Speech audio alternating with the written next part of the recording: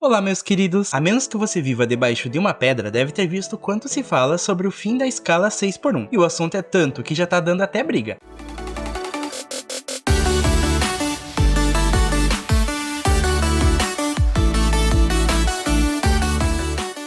Mas afinal de contas, o que é a escala 6x1? Essa escala, super popular e dominante no mercado de trabalho brasileiro, faz que alguém trabalhe 6 dias na semana para receber um dia de folga. Você mora no trabalho e visita a sua casa. E esse aqui é o sofá, onde relaxo no fim do dia. Mas isso é só uma caixa, é que eu ainda não tive tempo para montar. Acontece que começou recentemente uma grande mobilização nas redes sociais para acabar com essa escala. Até porque são tantos dias fora de casa que quando finalmente estou de folga, acham que eu sou um ladrão invadindo.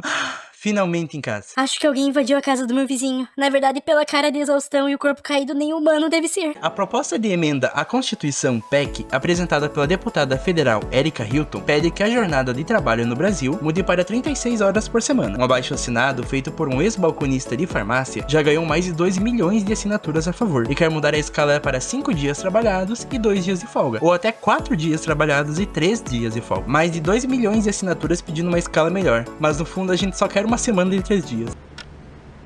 O que vocês estão fazendo? Estamos esperando o relógio chegar no horário de acabar a semana. Mas a semana começou. E agora ela terminou. Mas, e funciona? Não existem ainda exemplos reais de países que implementaram a escala 4x3. E apesar de estudos mostrarem um aumento na produtividade do trabalhador, empresas ainda têm muita resistência em aceitar. Após conseguir as assinaturas suficientes para começar a tramitar, o projeto tem um futuro incerto. E apenas o tempo vai dar um final para essa história. Mas enquanto tem gente querendo trabalhar menos, tem alguns que tentam outras formas de ganhar dinheiro. Popularmente conhecido como Jogo do Tigrinho, é um jogo de caça-níqueis para celular super simples, onde o jogador só tem que apertar um botão na tela. O botão faz girar 3 rolos na tela, cada rolo com símbolos diferentes, como tangerinas, potes de ouro ou joias. Quando os rolos param de girar, é possível ver 9 símbolos na tela, exibidos em 3 linhas com 3 colunas. É tanta luz e cores brilhantes que você nem percebe seu dinheiro caindo. O que você está fazendo? Estou jogando o Jogo do Tigrinho, olha, acabei de fazer um combo, ganhei 10 reais. Que legal, quanto você apostou até agora? Já foi 200 reais. Caso haja algum alinhamento de 3 símbolos semelhantes, o jogador ganha um pouco de dinheiro. Além disso, dentro do aplicativo tem várias coisas que incentivam o jogador a continuar jogando. Mas e quando perde? Pois a própria plataforma confirma que no longo prazo o jogador irá perder dinheiro. No curto prazo, porém, alguns jogadores podem ganhar algum dinheiro. E é essa perspectiva que atrai muitos jogadores. Aquele tipo de vitória que é como a internet votando só pra cair de novo. O jogo criado pela Pocket Games Soft, ou PG Soft, tem empresa sediada em Malta, país onde apostas online e coisas do tipo não apenas são permitidos por lei, mas não acontece nenhuma fiscalização sobre isso, tornando-se um paraíso fiscal para cassinos e apostas. É claro, a empresa é sediada em Malta, mas atua online diretamente no Brasil. Dessa forma, eles atraem jogadores brasileiros sem o risco de fiscalização. Eles estão em Malta faturando e você no Brasil perdendo dinheiro. Será que é um novo tipo de intercâmbio?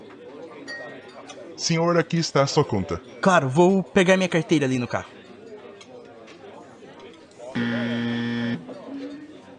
Então, meu querido, achou a carteira? Será que eu posso lavar a louça pra pagar a conta? O jogo viralizou nas redes sociais, principalmente devido a influenciadores que divulgam estratégias para ganhar. Influenciadores, obviamente, pagos pelo Jogo do Tigrinho. Esse tigrinho tá mais pra leão faminto. As vítimas, acreditando que estavam jogando e ganhando, muitas vezes se deparam com a realidade de não conseguir sacar o que ganharam, pois jogaram versões falsas do jogo, algo muito comum de acontecer. Jogar a versão falsa do jogo que já é um golpe, aí sim isso é um combo. As autoridades estão cientes dos golpes e realizaram prisões em operações contra esses influenciadores, mas a PGSoft permanece distante, ignorando os problemas do jogo, assim como os brasileiros ficam distantes do extrato do banco depois de tentar ganhar. Quem sabe essa não é a melhor solução rápida para a falta de dinheiro. Nós sempre queremos resolver logo nossos problemas, e isso acaba levando a tomar decisões erradas, igual a protagonista do filme A Substância. O filme da diretora francesa Coraline Fargeat estreou no Brasil em setembro de 2024 e rapidamente se tornou um dos mais comentados do ano. Se destacou por não fazer parte de uma franquia e ser sobre um tema muito diferente do que recebemos nos últimos meses. A Substância narra a história de Elizabeth,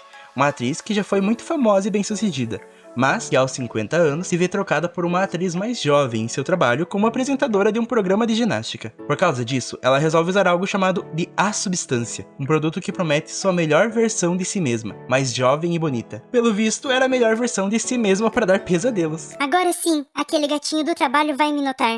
Olha o que aconteceu! Pelo menos agora é impossível não notar você. É um filme de terror que tem body horror na sua essência, resultando em reações extremas, incluindo pessoas que deixaram a sala de cinema durante a exibição. Às vezes a beleza custa caro, mas deixar o cinema no meio do filme, aí dói mesmo é perder o valor do ingresso. Só que tem um motivo para essas cenas chocantes, pois reflete limites físicos e emocionais que as pessoas ultrapassam em busca de um padrão de beleza, especialmente com cirurgias plásticas exageradas, o que acaba deixando muitas pessoas piores que antes de fazê-los. No filme, a substância é de graça, então já está melhor que um botox, só tem que aguentar a transformação. Amor, meu Deus, esse filme é horrível. Parece a cara da minha tia Pedrolina. Olhe pelo lado bom, pelo menos o filme só dura 2 horas. Sua tia a gente tem que aguentar o ano todo. Demi Moore também fez um trabalho incrível no filme. Com 61 anos de idade, ela se destacou como sendo um dos seus melhores papéis da sua carreira. Seu livro de memórias, Inside Out, fala sobre um tema muito semelhante ao do filme, o que criou uma conexão ainda maior para a atriz e a sua personagem. Além disso, a substância combina referências a clássicos do terror, com ideias originais, resultando em um filme com estilo único. A controvérsia em torno do filme gera reações diversas, tanto positivas quanto negativas, o que é muitas vezes um sinal de um bom filme de terror. Por essas razões, A Substância é considerado um novo clássico do terror. Só pode ser entendido de verdade depois de assistir. Ele está disponível nos cinemas e na plataforma Mubi. Enquanto nos cinemas o terror rola solto, para uma mãe e uma criança o terror foi um pouco diferente. Um vídeo que circulou nas redes sociais mostra uma mulher, Jennifer Castro, que se tornou viral após se recusar a ceder seu lugar para um voo para uma criança que estava chorando. A gravação foi feita por outra passageira e não pela mãe da criança, e gerou polêmica e discussões sobre temas como direito do consumidor, direito aeronáutico e privacidade da imagem. Algumas crianças têm medo de andar de avião, agora vai ter o medo de encontrar a Jennifer também. Ao ser entrevistada, Jennifer explicou que não compreende a proporção que o caso tomou e está preocupada com sua segurança pessoal. Legalmente, ela afirmou que está tomando providências. A gravação original foi postada no TikTok por um perfil que pertence à filha da mulher, que filmou. E o intuito era expor Jennifer como uma pessoa sem empatia. Ela, no entanto, permaneceu tranquila, evitando se envolver na situação. Moça, você tem que dar o seu lugar pra minha filha. Ela tá chorando. Eu não. Mas ela quer olhar pela janela. A mãe da criança, Aline, disse que não pediu a troca de assento. Só que igual o idoso pedindo pra você sair do lugar no ônibus, alguém decidiu por conta própria que Jennifer precisava dar o lugar à criança. A ANAC esclareceu que mudanças de assento só acontecem por motivos de segurança, tipo a quebra do silêncio por uma criança birrenta. Jennifer virou celebridade nas redes, e a Gol reforçou que a única troca permitida é a de assentos para quem está viajando pela primeira vez. Psicólogos aconselharam os pais a ensinarem os filhos a lidar com frustrações, se bem que os próprios pais podiam aprender alguma coisa também. E você, experimentaria a substância? O que acha da escala de trabalho que estão tentando implementar? Ficou traumatizado com janelas? Deixe seu comentário aqui embaixo. Não esqueça de curtir o vídeo e se inscrever no canal. É super rápido e não custa nada. Obrigado por assistir. Até a próxima!